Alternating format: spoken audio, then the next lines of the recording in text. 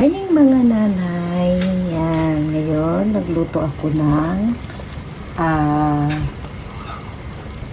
Hainanese na chicken. Ngayon, kakaiba kasi yung ginagawa ko. Kumbaga simple lang, nilaga ko yung manok, nilagyan ko ng pechay bagyo ba to? Yan. Tapos luya, pamintang buo, tsaka lemongrass. May tanglad yan, at saka sibuyas na leeks. Yan. So, yan lang yung timpla ko. Simple lang, asin. And then, Knorr cubes, kung gusto nyo itimpla.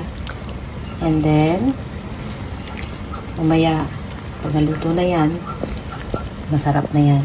Ang aking ginawang pinakasawsawan mamaya sa manok. Pag nakain na yan yung green onion, doya, at saka asin, and olive oil. Yan. Para masarap mamaya. Okay guys, yan lang po. Gandang umaga. Nagluto ako mga 5 o'clock. Thank you guys.